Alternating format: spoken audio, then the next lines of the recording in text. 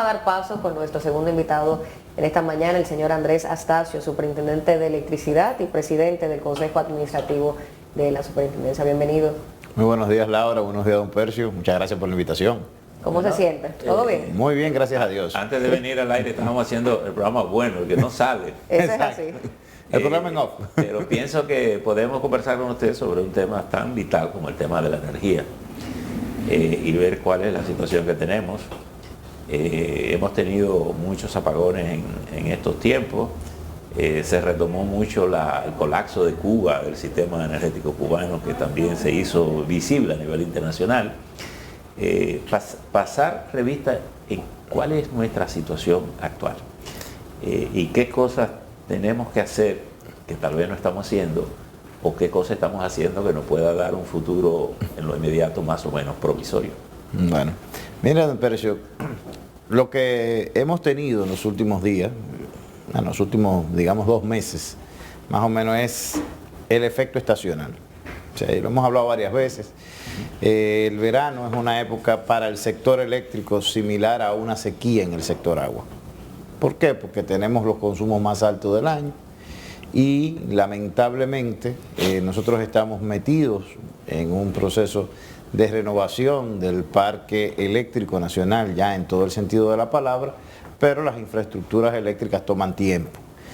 Como usted mencionó, lo que pasa en República Dominicana, aunque no es excusa, evidentemente, es un fenómeno que está ocurriendo prácticamente en toda nuestra región y en otros lugares del mundo. O sea, tenemos el caso más llamativo de Cuba, pero también tenemos el caso de Puerto Rico, Ecuador, lo que ocurrió en el verano ya saliente en el Cono Sur, en Brasil, lo que ocurre en Colombia, lo que ocurrió en México el año pasado. Es un fenómeno que tiene mucho que ver con 2 cosas. Primero, el efecto climático natural. O sea, estamos viviendo, llevamos este lustro, probablemente sea el lustro de las temperaturas máximas más altas registradas en la historia, y eso afecta a los consumos eléctricos. Y por el otro lado, también, ¿por qué no?, estamos ante un proceso de electrificación de la sociedad. La sociedad cada día se hace más, consume más electricidad, y en el caso específico de República Dominicana, esto tiene un efecto mayor, porque todos sabemos, y lo aplaudimos por un lado, somos un país que, gracias a Dios, ha mantenido un crecimiento económico constante. Ese crecimiento económico se empieza a reflejar o se refleja en la vida cotidiana de los ciudadanos, y lo que todo ciudadano hace tan pronto mejora su calidad de vida es va y comprar algo que consume electricidad. Siempre tenemos en mente el aire acondicionado, pero no un abanico, un celular, todo lo que usted hace cuando tiene 2 pesos, que es excelente comprar algo que consume electricidad, y eso se refleja. Ahora hasta los carros, la tendencia de que sean eléctricos. Vamos ahora a una tendencia de automóviles eléctricos, de electromovilidad, y por eso es que nosotros hemos visto el incremento de la demanda eléctrica en los últimos 4 años, más de 1 gigavatio. Este año consumimos 3.800. ¿3.800? Sobre 3.800 megavatios. De consumo. Como consumo pico. Consumo pico. Y desde el punto de vista de la producción energética, ¿en qué capacidad estamos de sostener esa demanda o de colapsar en algunos momentos? Porque eso implica sacar plantas de mantenimiento, hacer servicios. Mire, salvando situaciones puntuales que pueden ocurrir y que nos han ocurrido de hecho, que una planta tenga que salir una o 2 plantas tienen que salir por un periodo corto ante alguna falla, el sistema ha podido dar respuesta en términos generales a esta demanda. Nosotros hoy día tenemos una capacidad de suministrar cuando tenemos todo el parque en funcionamiento, cerca de unos 4.000 megavatios. Pero, por eso, tomando en cuenta de que esto va a seguir creciendo. Digamos, 4.000 sería como nuestra capacidad máxima. Al día de hoy. Al día de hoy. Pero los 3.800 que usted mencionaba ahorita es el consumo pico. Fue el consumo pico que tuvimos hace dos semanas. Y tenemos capacidad para 4.000. En este año. Okay. Porque tomemos en cuenta que esto es dinámico. Ya con Dios mediante el año que viene se deben de adicionar al sistema eléctrico nacional unos 600 megavatios nuevos. 600. sea que con eso nosotros estaremos tranquilos el año que viene de la perspectiva de ¿De dónde generación. saldrían esos 600? ¿De Manzanillo? Se están instalando, el año que viene entra la primera planta de Manzanillo, que son unos 414 megas. Okay. También entran 150 megas que está construyendo la empresa Energas, ahí en la zona de el río Iguamo, en San Pedro de Macorís. Ya. Y entran unos 80 megas adicionales, que es el cierre del ciclo combinado de la planta que se instaló hace 2 años en Boca Chica, la planta esa es la de Jaina. Este es de Jaina. Es Jaina. Entonces también se están construyendo en adición otras 3 plantas, las 2 más en Manzanillo y una más en Boca Chica. Con eso nosotros, como yo les he dicho varias veces, la planificación de nosotros nos da que con esto cubrimos la demanda, el crecimiento de demanda hasta 2030. Evidentemente en los próximos 2 o 3 años tenemos que ya plantearnos crear las condiciones para que entren nuevas centrales que vayan supliendo ese crecimiento de demanda que viene más adelante. Señor Astacio, usted ha manifestado en diversas ocasiones que un detonante para el crecimiento de la infraestructura eléctrica es el fraude eléctrico que todavía persiste en nuestro país y cómo esto nos afecta. Y a eso se suma también quienes dicen que pagan su luz pero no la reciben, o que pagan luz y tienen tal vez vecinos o personas aledañas que no pagan el servicio. Mira, ese es un elemento que lamentablemente aún persiste en nuestro país, que de hecho podría decir que en ciertos sectores ha crecido. Nosotros lo que estamos ahora viendo con eso es cómo eficientizamos. De hecho, creo que entre hoy y mañana subimos en la superintendencia una propuesta de revisión normativa para hacer más eficiente el papel que deben de desempeñar aquí los actores principales en la persecución del fraude, que son las empresas distribuidoras por un lado, pero también la Procuraduría General de la República. O sea, ¿ustedes están asumiendo este rol de crear esta normativa para pasarla al Ministerio Público? La ley ya le pasa al Ministerio Público. Como esto es un delito, sí. Todo delito, el que es el encargado principal de su persecución es el Ministerio Público. Es así. Ahora, nosotros sí, como no deja de tener una carga técnica importante, nosotros estamos tratando de crear las condiciones para que sea más sencilla la persecución, pero a la vez también respetando el debido proceso de las personas. Claro. Porque nosotros jugamos un doble rol en la superintendencia, somos el regulador, tenemos que hacer la gestión de protección al usuario, pero también tenemos que promover la disciplina del mercado eléctrico. Andrés, vamos a ver 2 cosas. El sistema eléctrico tiene históricamente un déficit en materia de transmisión, la estructura de transmisión. Hemos hablado de la demanda, eso quiere decir que esa energía tiene que ir por ahí. Estamos hablando de la producción y esa energía tiene que ir por ahí. Lo que tengo entendido es que, y siempre se dice que se pierde alrededor del 30% de la energía que se coloca en esos cables. Alguien dijo una vez que si resolviéramos eso es como si construyéramos una nueva Punta Catalina sin invertir dinero, solo en el ahorro. La pregunta es, ¿cuánta energía se pierde en la transmisión?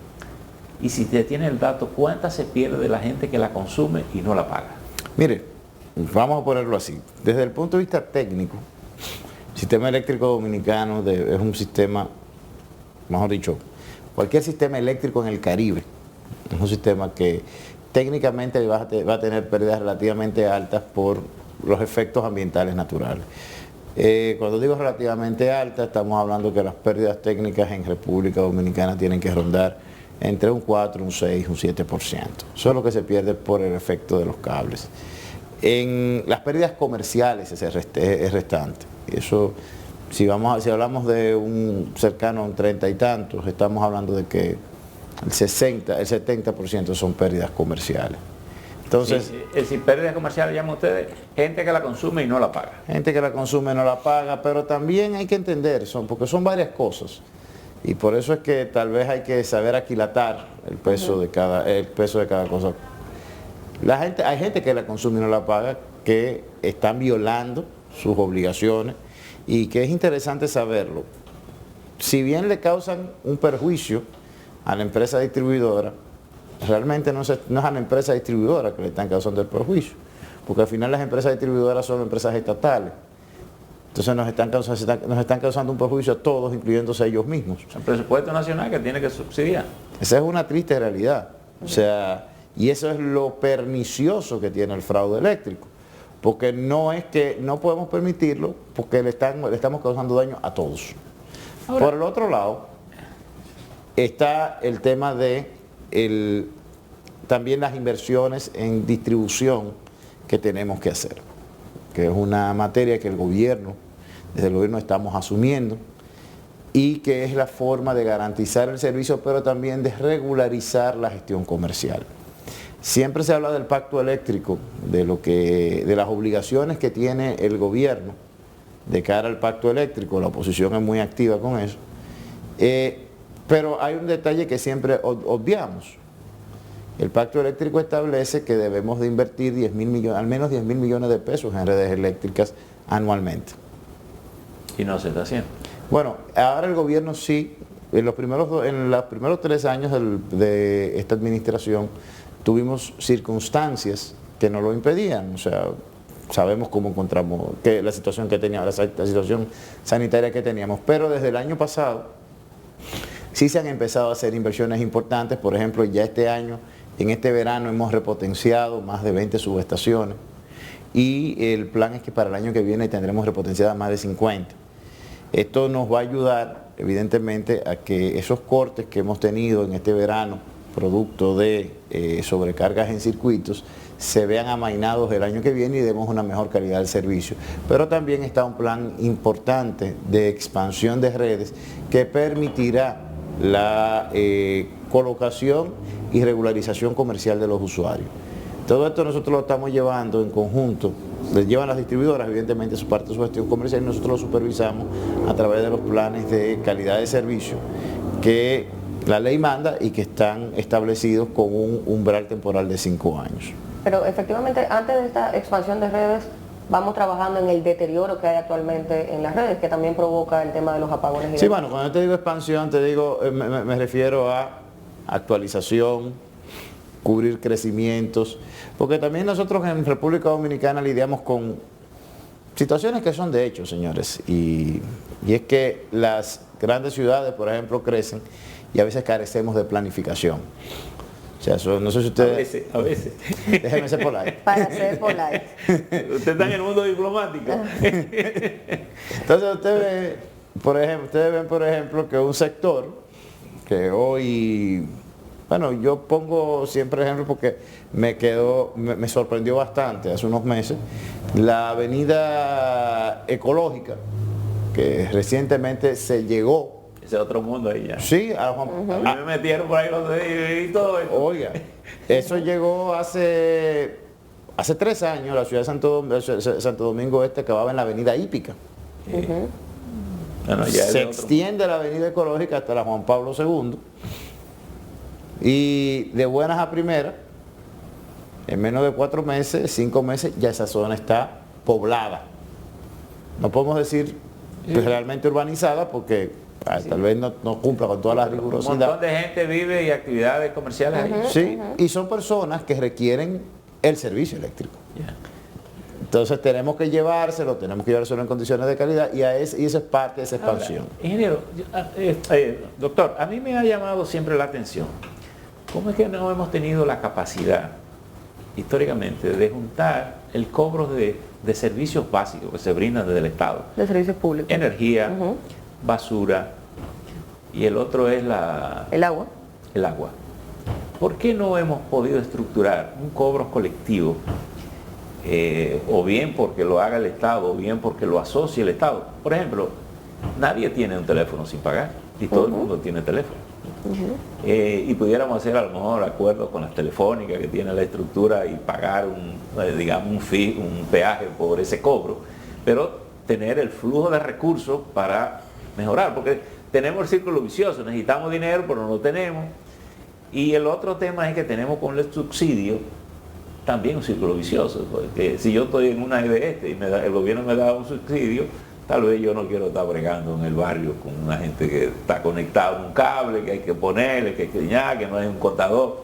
En fin, ¿cómo desarmamos esa madeja tan compleja, pero que implica una eficiente gerencia administrativa para poder operar. Mire, don Percio, ahí sí le digo, nosotros hemos conjuntamente desde la CIE, tenemos ya casi un año trabajando conjuntamente con la Liga Municipal Dominicana y FEDOMO en ver cómo estructuramos un modelo de cogestión en el cobro entre los servicios eléctricos y los servicios de residuos sólidos, de recogida de servicios sólidos y servicios sanitarios. Le digo la verdad, la mayor complicación que hemos tenido es que hay una asimetría entre las capacidades tecnológicas y capacidades de gestión entre las empresas eléctricas y determinados ayuntamientos. Porque también tenemos que entender, cuando hablamos, por ejemplo, de los residuos sólidos, son las entidades municipales las responsables, pero las entidades municipales no son todas iguales. Lo que ciertamente deberíamos agregar ese también, don Percio. O sea, no podemos comparar al Distrito Nacional, por ejemplo, lo que es el Ayuntamiento del Distrito Nacional, las capacidades que puede tener el Ayuntamiento del Distrito Nacional o que puede tener el Ayuntamiento de Santiago con las capacidades que puede tener el Distrito Municipal de Matalayaya, o sea, o el municipio de Cebicos. Digamos que es así, pero si usted me dice, si yo vivo en Cebico,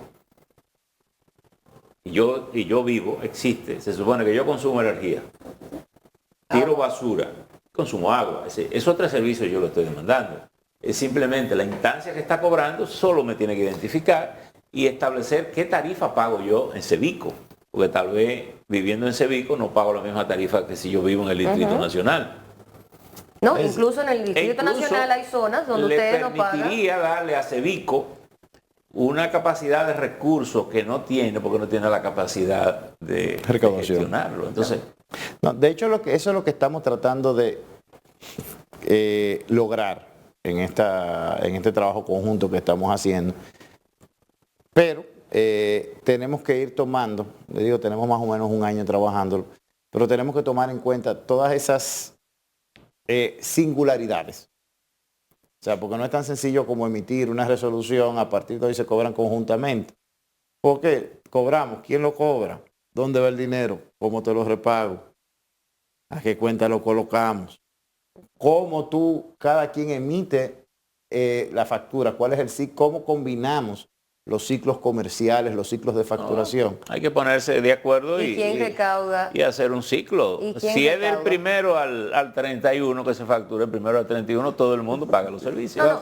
Y también ahí está el reto de quién recauda. ¿Quién y cómo? Es más, a veces usted le está cobrando basura a alguien que no la ha pagado en su vida. Sí. Que lo vemos. Y usted no le está reclamando que pague el retraso. Si a partir de hoy usted va a pagar 5 pesos de basura. 5 pesos de basura. Eso es así. Mire, señora Estacio, hay un tema que evidentemente se habla muy poco. Nos quejamos mucho y vemos a muchas personas también quejarse que se va la luz. Pero cuando tienen energía eléctrica, cuando dejamos la luz encendida, los abanicos encendidos. El consumo responsable de la energía eléctrica y para poder lograr entonces un consumo sostenible, evidentemente. Bueno, ustedes tienen una campaña precisamente de Dominicana Eficiente. Sí, eso para nosotros es fundamental, porque de hecho vamos más un poquito, yo voy un poquito más allá. Todos nos quejamos de lo que cuesta y de cuando nos falla, pero nunca nos sentamos a pensar de cuánto vale y cuánto nos aporta tener electricidad en nuestra vida. Siempre he puesto un ejemplo a las personas, podemos decir que, no lo voy a negar, el servicio eléctrico como tal, tener el servicio, se puede decir que es un servicio costoso si lo comparamos con otro. Ahora, si lo comparamos, por ejemplo, con lo que nos cuestan otras cosas en nuestras vidas, y yo que un día tuve una discusión con la usuaria más difícil con la que tengo que lidiar, que es mi esposa, que ella me decía que el servicio de la factura de la energía nos había llegado caro, y yo, bueno, fue lo que consumimos, pero que eso es caro. Y ahí mismo llegaba un heladero, unos helados que le habían pedido a las niñas, las hijas nuestras, y yo le pregunté, venga, ¿cuánto costó esto? Ya me dijo 600 pesos. 600 pesos es menos de lo que consumimos hoy de luz en esta casa. Y es verdad, a todos nos gusta el helado. Mis hijas se merecían el helado.